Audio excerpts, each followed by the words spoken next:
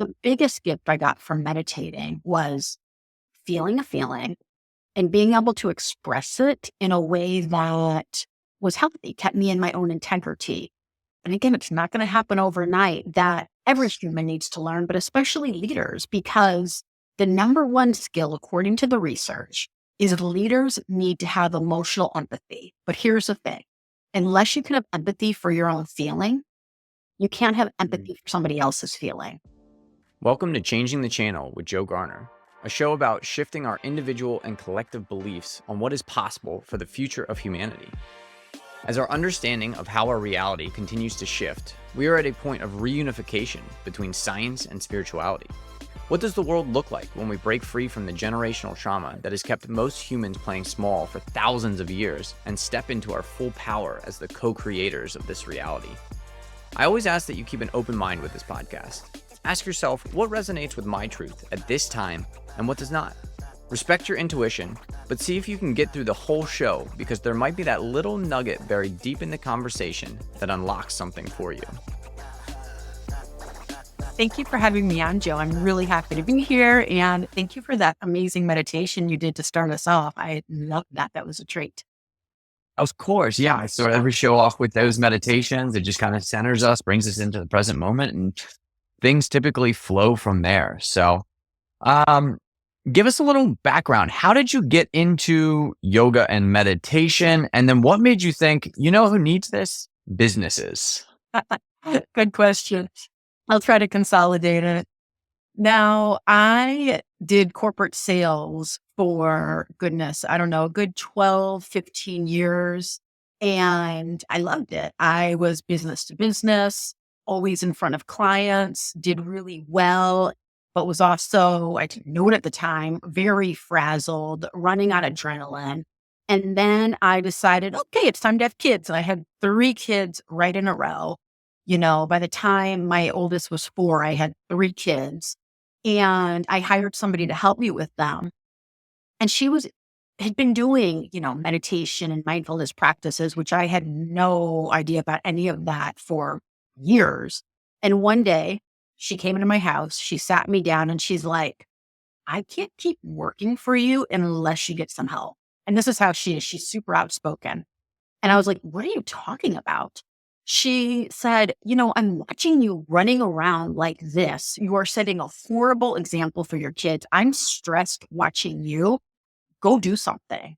And I was offended, but more so I was a little bit shocked. And I did say, okay, what do you think I should do?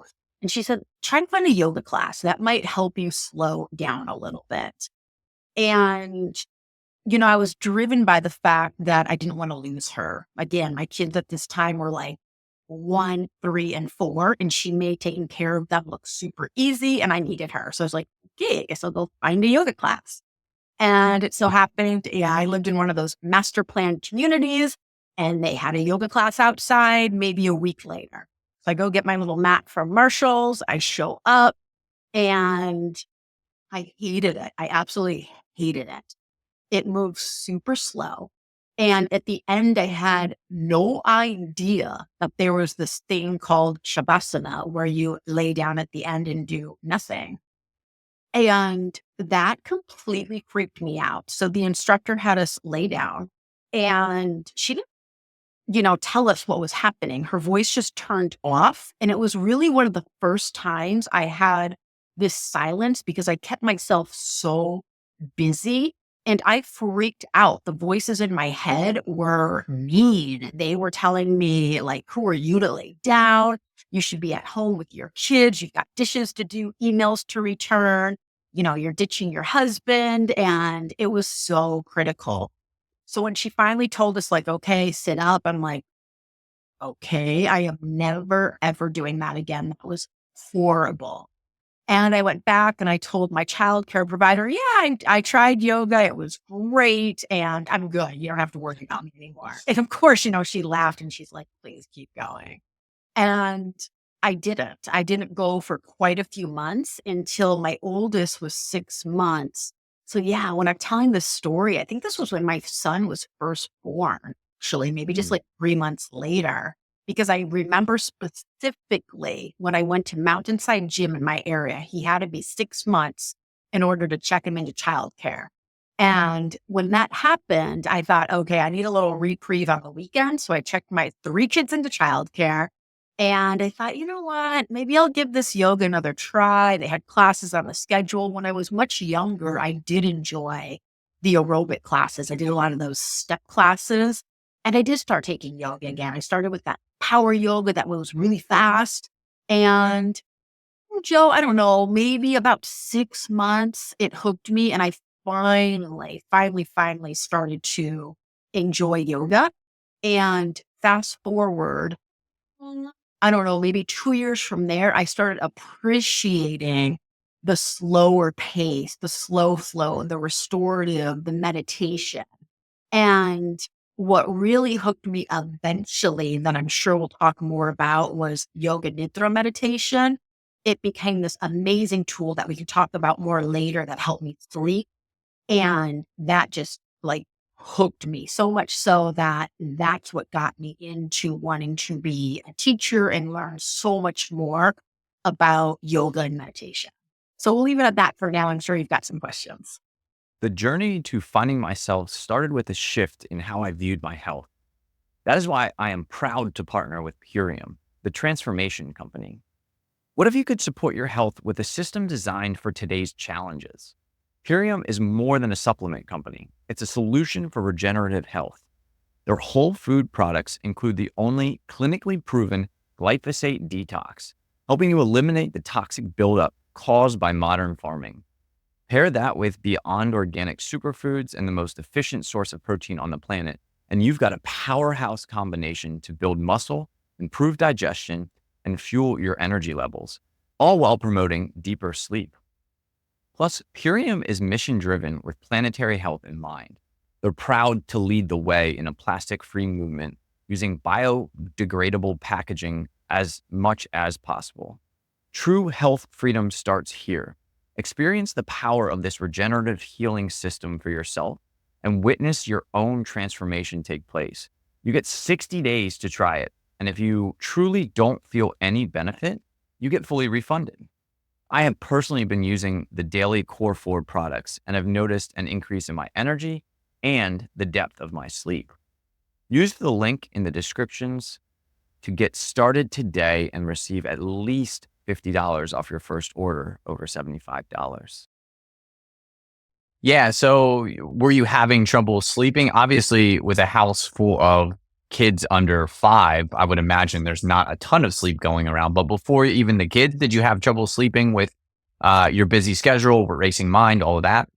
So sleep is my thing. I mean, I'm going back to college, to high school. Like, I think my mom set really good sleep habits where I always got 8 hours. I was so good at prioritizing sleep my entire life. And I mean, I was almost a little crazy about it, where I remember my college boyfriend be like, come on, just come out to the clubs with us. And I'd be like, okay, let me figure this out. I have to work at 10 a.m. in the morning. So if I sleep for an hour on the way there, if we leave the club at this time, I went to school in the country. We'd go to Chicago to the clubs. And I'm like, if we leave the club at this time and I sleep for an hour on the way back, and then I get 6 hours of sleep at our apartment, I can still get my 8 hours. Like, I was that nutty about it.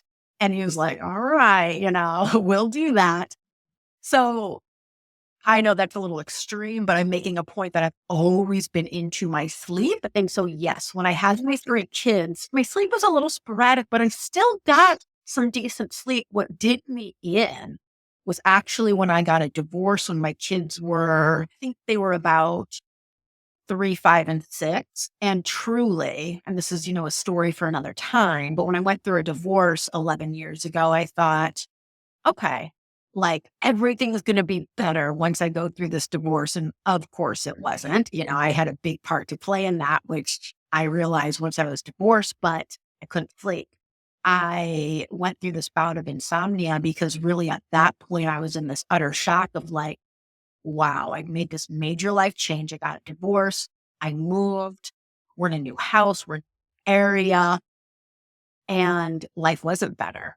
And that was really my moment where I hit bottom. I could not sleep. and raising 3 kids, working full time. I'm like, I need to sleep. And that's when I found Yoga Nidra, and it worked. It got me back to sleep at that like 2 a.m. panicky time where you wake up. And I mean, I just fell in love with the practice, and I try to weave it into everything I do. Beautiful, beautiful. Well, that's a wonderful story, a journey from busy business person into meditation, into yoga, and then into yoga nidra. You love to see it, you love to hear it. And now you've kind of made that your passion. You've brought it into businesses and you're sharing this with obviously kind of like wellness focused businesses, businesses that are kind of focused on the well-being of their individuals so that the organization can benefit from that. So walk me through that little process. Like, A, how long have you been doing this in the corporate world? And then B, how have you seen the shifts in the corporate world from, the idea of yoga during business hours, probably even 5 or 7 years ago was out of the question. And now it seems like it's almost a regular practice. Yeah, great question, Joe. So I started my company back in 2016. And when I first started, I became a yoga teacher in 2016. And because I had this business to business experience over a decade, I knew how to work with businesses. And it was a struggle initially for me to get teaching jobs in studios. And I thought, well, I know how to work with businesses. And so I immediately went into the business world to bring them yoga, meditation, wellness workshops. And it was really interesting. When I first started, I was definitely doing more, say, that 5:30 p.m. yoga, right? Where companies were doing this after work is like a value add. Okay, yeah, you can stay after work for yoga. And I thought that was more the norm, like this before work or after work yoga. And I was really focused also on lunch and learn, thinking that was another prime time. And that's how I started to market lunch and learn. So thinking, yeah, that's the best time to give these services. I'll teach them about how to be more mindful while they eat their lunch. And I did that for a while. And I was really in that mindset of, yeah, we do the wellness basically when the employees are taking break. And as I got deeper into it, I learned, oh, wait, those are the worst times to do it. Those are the times that employees, team members, staff, humans need to have to themselves. They need to have that lunch for themselves. They need to have the before work and the after work time to themselves. Yoga and meditation and these mindfulness workshops should be done at, say, 10 a.m., 1 p.m., 2 p.m., because they are offering so many benefits for everyone, for the business, for the employees, that you want to do it during the workday. Because, for example, a 15-minute meditation class, according to the research, is going to make you so much more productive. So why would you do that at 5 p.m.? You're going to do that midday. So that is the biggest shift I've seen. The healthy-minded businesses, they know the research. It's plentiful. You don't have to search for it. It's all over the place of how beneficial in so many different areas these mindfulness tools are, that of course you want to do them smack dab in the middle of the day. Yeah. I mean, if you've read any productivity book in the last 10 years, one chapter at least is dedicated to mindfulness, meditation, this type of practice. And I think we've seen the kind of beliefs behind that really shift over the last 10 years. So it's amazing to kind of see that businesses are starting to understand how powerful a tool this can be. And again, there's no kind of like spiritual aspect to it. It's scientific based practices that are showing how each part of the brain is operating more in harmony, in unison, being able to pull from different parts of the brain to use the full creativity of the brain while you're in these kind of mindful flow states, kind of getting into the either theta or alpha brainwave states, and how that can fully change how people are operating in the organization. So maybe you can, you shared a little bit of the science behind it. Maybe you can share just a little bit more of like what that science is that you've studied, that you understand, that you share with people, as far as how does a mindfulness practice improve the productivity of, everyone in the organization. Yeah. So I'll start at the beginning. I did my yoga teacher training in 2016, and we really didn't focus a lot on the scientific benefits. Where I first saw that was an amazing yoga Nidra training that I did in, I believe, 2017 with Kamini Desai. If anybody ever has an opportunity to learn from her, it's Kamini Desai. Just look up I Am Yoga Nidra. She is just an incredible teacher. And that was the first experience I had where she went deep into the research. She has her doctorates in, I believe, psychology, and she's all about the research. And I was like, this is good for everything from heart health to stress reduction. And stress is the number one cause on every chronic condition there is. We get our stress under control, we are so much healthier. And yoga, meditation, mindfulness are your top ways to get your stress under control. So my yoga nidra training was the first time I saw this marriage of these incredible techniques that I knew worked for me, married with some deep science. And when I went deeper on that, I saw like, oh, there's a lot of teachers, a lot of doctors out there. Dr. Richard Miller, also a yoga nidra specialist who has funded a lot of research. He does a lot of work with the military to bring these yoga sleep, because nidra means sleep, these yoga sleep technologies to the military to help with PTSD, to help with sleep, to help with stress. And I decided, okay, I'm super, super into the research part.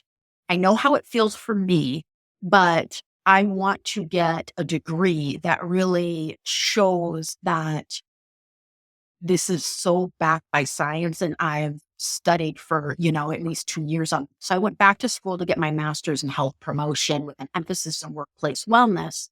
And I did all of my research on mindfulness, yoga nidra, yoga, really zeroing in on that yoga nidra meditation.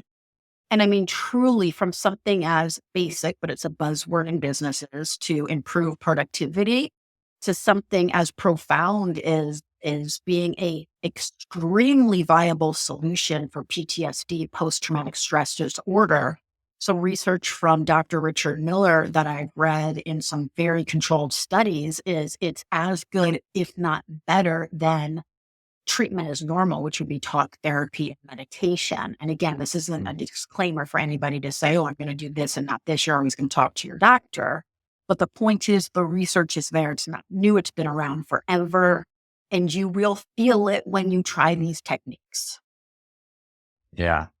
That's cool. I didn't realize how effective it was with PTSD. I knew, it played a role, but to be as effective as talk therapy and I'm sure, some medications, it's clear that that's hopefully the way that our health system is moving towards, is kind of a little bit more holistic approaches to mental health, physical health, emotional health, so that people can actually do the work and begin to heal themselves versus just kind of patching over the problem and seeing how that goes. So, yeah, appreciate you sharing the science behind that. Now, were there any big surprises that you came across when you were doing your research, when you were getting your master's? Was there anything that kind of popped out to you and it was like, man, that is incredible that is something that has been studied? I mean, all the research is fascinating. However, what's popping into my mind to share with you that I want to share with everybody, because I think this is really important. The biggest thing I learned from school, and we spent a lot of time on this, is getting leadership involved. And that's something that I really want to encourage any teachers like you and I and any businesses. Like, leadership has to be involved. So when I first started out, any company that would be like, Shawn, we want you to come in and teach weekly yoga or do a mindfulness series. I'm like, I'm there. However, the companies where the leadership didn't come, managers didn't come, our presidents didn't come. They had a horrible turnout because I'd literally be walking in the hall and they'd be like, "Are you here to teach yoga?" Was like to come. I'm like, "Why is this a secret? You guys Hmm. hired me." And I quickly learned that I started to have to ask the person hiring me, "Are you going to be involved? Are you going to come to classes? Are you going to promote this? Are you going to have your managers come?" And if they said no, I would try to convince them to come. And if they still said no, then I'm not doing it because it won't work. You need to show your people that you value this by coming and taking the classes as well. So any of my companies now, well, all of them, because I'll only work with clients where leadership will be involved, where the person that hires me is coming to the classes or their managers, they have great turnout. They have the best results. They have less turnover. They have engaged employees. So that's something that I learned taking my master's program, how to get leadership involved, why it's so important, and something that I talk about with any new client. Yeah, I mean, that seems to follow. Anytime leadership is involved in any major decisions, it's going to flow through the company.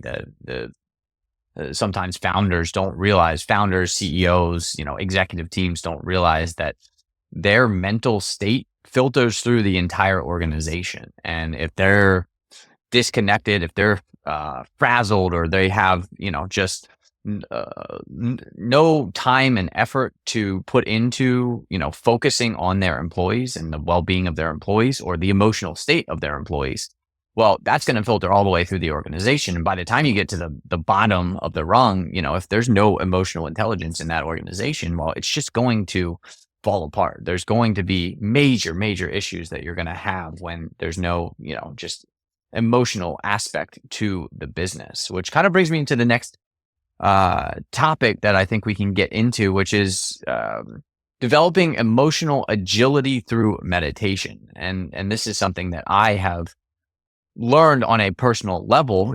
Before getting into meditation, I was called a robot. I was called, there was no emotion involved in any of the decisions that I made. If it made sense for the business from a profitability standpoint, that was the decision that we were making. It didn't really matter what other people's emotions had to say about that. And then I started meditating and I was like, man, I am being a real jerk to a lot of people in this organization. And that was kind of the big turning point for me during my meditation process. So how has meditation, A, improved your emotional agility? And then B, how have you seen it in other organizations as people start to open up to this more empathic or a higher EQ quotient? Yeah, I'll talk about that from a few different ways. So I'll start with my own journey. I can specifically, and I have a keynote coming up where I'm talking about this.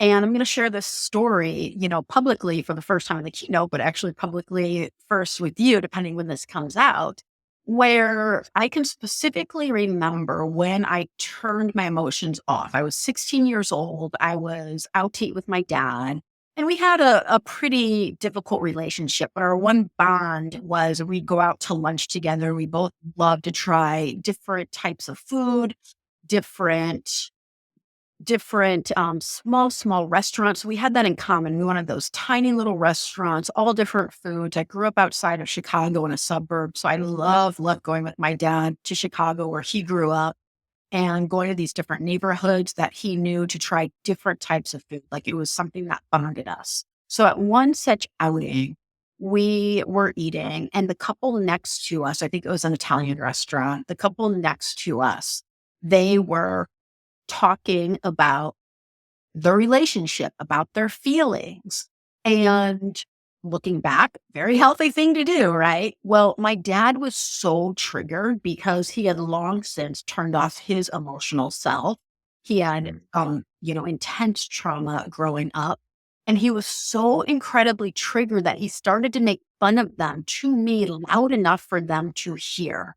And I had this very uncomfortable situation presented where do I join in and make fun of them with him to bond with him? Because as a 16-year-old girl, you want your father's approval. Or do I, try to shut him down because I know how wrong this was? And I kind of took that middle ground where I quietly tried to, stop it while still pacifying him and just tried to get us out of there. Well, once we did get out and we got in the car, he really let it rip. He just went on and on about how stupid they were for talking about their feelings. And I really picked up, yeah, it's stupid to have feelings. And I already had a lot of conditioning to that, but this cemented it. It's really dumb to have feelings. You're going to be berated and in public if you talk about them. And that was my clencher on just shutting down having any emotions. And I didn't realize when I started meditating that they would start getting turned back on. And I got the grace of having them turned back on slowly. But I was definitely, before I started meditating, very emotionally reactive. And I couldn't figure out why, because I'd created this persona of being very easygoing, but I wasn't. Little tiny things that were out of my control would set me off. And I would just feel so much shame. But through all this, I kept sticking to my meditation practice every single morning. And it wasn't fast, Joe. It was like year after year, I could see in it. Again, wasn't my point. I entered wanting to sleep better. And then I kept meditating because I was a yoga teacher and I wanted to do what I was teaching people to do. And so I started just meditating because, as a yoga teacher, I thought I needed to do it. And when my kids were really little, if we had a morning where something went wrong, one of them all of a sudden needed supplies for, a project they were doing, an all about me project. We had to run around and get pictures last minute. I would be beside myself, reactive, snippy or shouting and making them cry. And I'm like, I don't want to be this person. And I realized with that awareness, sticking to my meditation practice, learning how to pause. It wasn't overnight. I have to be honest about that. But each year, I would say, I was like, oh, I'm starting to find this space to be able to pause, to actually think, well, what's the worst case scenario if we miss the bus? Like, I don't want to, but I can drive them to school. It's not the end of the world. It's not worth me yelling in my kids' crying. So fast forward a decade now, right? Still driving my kids to school, but they're all teenagers. Still some of the same stuff, right? Maybe we're packing lunches and they forgot to clean out their water bottle the night before. Yeah, it's a quick, like, you need to remember to do that. But there's no more reaction like I would have had 10 years ago. So my own journey, I can see how much less reactive I am. And then the other part of the journey that has been incredible that I never even knew was a possibility was being able to notice I was having a feeling, no matter what it was, shame, guilt, regret, joy, any of them. Identify it like, oh, this is joy or this is guilt. And then actually sit with it because I never used to be able to feel a feeling. That's why I was always so busy to avoid feeling anything.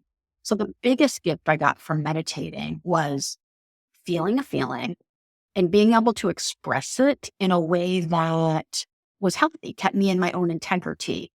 So to answer your other question, that's like the biggest skill. And again, it's not going to happen overnight that every human needs to learn, but especially leaders, because the number one skill, according to the research, is leaders need to have emotional empathy. But here's the thing.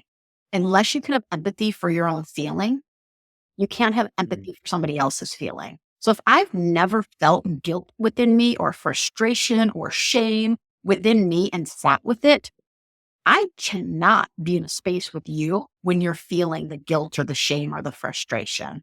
I'm going to try to fix you or avoid hearing about that or do something else because I can't sit with your feeling that's too uncomfortable. So to wrap this up, meditation, and I do specifically, it's called emotional fitness. I do seminars on cultivating emotional health or emotional fitness, which is just catchy because we all need to learn how to do that. Nobody taught us, and leaders especially need to do that to actually be a successful leader. Are you seeking a path to inner peace and personal transformation? Check out my website where I offer free weekly guided meditations designed to help you reconnect with your inner self and navigate your day with mindfulness. Whether you're new to meditation or looking to deepen your practice, our sessions provide a supportive space for growth. Join our community today and start your journey towards a more balanced and conscious life. Visit joegarner.net and sign up for our free weekly meditation. Find the link in the show notes. How have you seen the leaders that you've worked with? Do you get an idea of how their employees are experiencing their shifts as they kind of go through? I imagine you're working with companies for a decent amount of time. Like, have you seen that the effect of the emotional intelligence in leaders as it filters kind of through the company? What I can tell you, my companies that I've worked with for a long time, where the leaders are coming to my seminars, to my classes, yes, I can tell. I haven't specifically ever done, and it would be great because this was one of my trainings in my health promotion education, would be to do actual questionnaires at the beginning. Like, let's say we're doing a year-long meditation for emotional health. We would do what's the word I'm looking for? Surveys, questionnaires at the beginning of the session. And then a year later, and then probably quarterly benchmarks, do it to see how people did improve in these different emotional health benchmarks. However, I'm not doing that right now. I used to do that when I started. It'd be wise to re-implement that. But what I am seeing subjectively is employees opening up more, sharing their experiences in front of their managers, the owners, the C-level executives, and everybody being in the space where they're comfortable to share a feeling, a thought.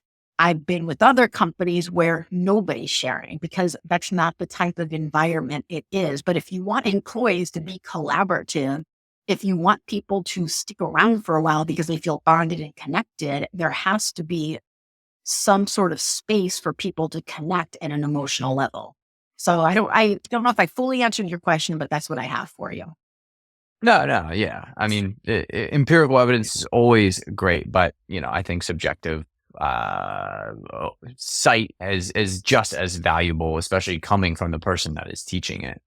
Um, have you seen, differences like differences in the outcomes of businesses with the ones that do adopt this, emotional intelligence and the ones that don't? You talked a little bit about ones that maybe didn't, where that culture is, you don't share, you come to work, you do your job, you go home, that kind of culture. Like, have you seen a difference as far as, output, productivity, profitability in those different companies? Again, I don't know if you get a look into like the full scope of the organization, but Yeah, I'm not doing my own research on that, but what I am hearing from, say, my HR managers that hired me, my wellness managers, is the people that are attending, because in almost every organization, my seminars, so my wellness seminars, my yoga classes, my meditation classes, they're optional.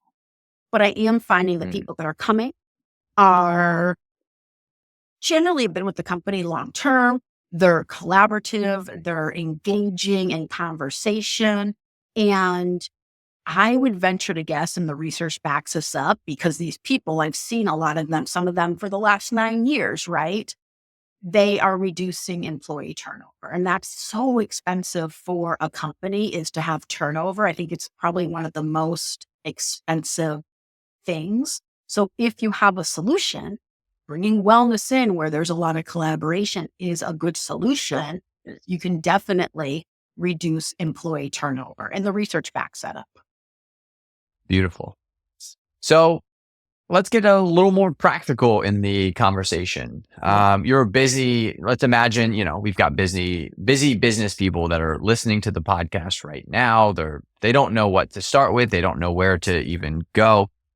What's a pathway that you recommend to kind of getting into mindfulness, meditation, yoga, any of these different pathways that allows you to calm that nervous system so that you can be more effective as that emotional intelligent leader? Yeah. So I'll give myself a little plug and I'll make sure you have a link, but I do have 7 free on-demand mindfulness classes, and they're breaks. They're 3 minutes, 5 minutes, 15 minutes at the most. And that's where you start.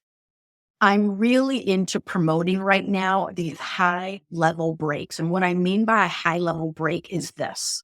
The research clearly states that we're only really productive for like 20 to 25 minutes at peak performance. After that, we have to take a break. However, not all breaks are created equal. So for example, if I'm taking a break and scrolling my emails, that's not a break. My mind is still processing. If I'm taking a break and I'm scrolling social media, that's not a break. My mind is still processing. High level breaks where your brain can actually shut off so you can rejuvenate, so you can actually recharge. You take a true brain break is when you get into the body. So these are things like going outside, just sit in the grass. These are things like just staying in your chair and closing your eyes for a minute. These are things like walking around, any kind of movement, because the idea is we want to get you out of the head and into the body. So for example, you can do this with me right now. My breaks that I have on demand are this simple, and this is a good entry for people, is we're just going to do shoulder rolls for a moment. So we sit up nice and tall, and we're going to do this. So as you're watching, do this with us. We're sitting up nice and tall, and this is all you're doing. You're inhaling your shoulders up. You're exhaling your shoulders down. And I want you to keep doing that. Inhale your shoulders up. Exhale your shoulders down. Now keep doing that for about a minute. And I'm going to tell you why we're doing this. This is considered a high level break because your brain doesn't have to process anything. I highly suggest you close your eyes because you've been looking at a screen probably all morning. So this will allow you to combat eye strain, give your eyes a break.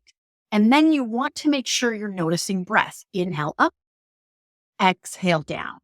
This is what we call the mind-body connection. We're bringing mind and body into the same place. We're feeling the shoulder rolls. So we're getting embodied, and we're also doing so much goodness for our body. We're opening the chest. We're opening the upper back. We're releasing stress from the shoulders, head, and neck, and we're improving our posture. So much is happening from this very basic movement. Let's do 2 more. Inhale, exhale. 1 more round. So that's an example of a high level break. It's simple. That's where somebody can start. Again, I have free classes so you can experience. I can guide you on these high level breaks.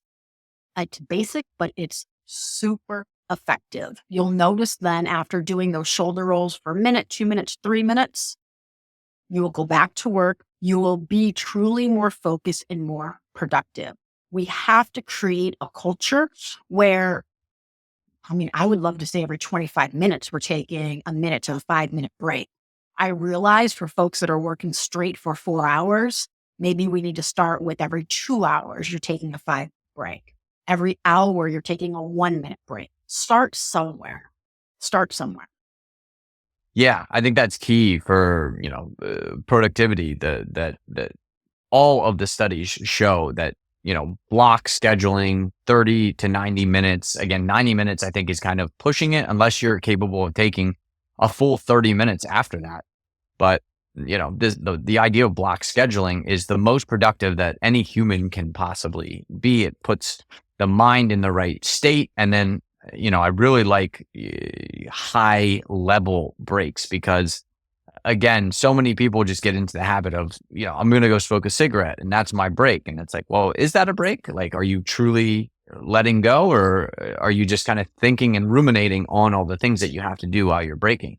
If you don't get that physical aspect involved, the walk, the movement, the closing of the eyes, turning off the ocular part of your brain takes up anywhere from 30 to 50% of the capacity of your brain to the capacity of your brain, like the CPU usage of your brain. So when you close your eyes, you are able to turn on and get almost double the amount of processing that you would have with your eyes open. Your brain turns that off and it moves it to other parts of the brain. So again, these little tips and tricks, they're there's not only science that backs it, but physiologically, from a physiological standpoint, there's huge benefits to doing these. And I like the shoulder roll. Like, I'm feeling loose. I'm feeling like I'm ready to take on the day.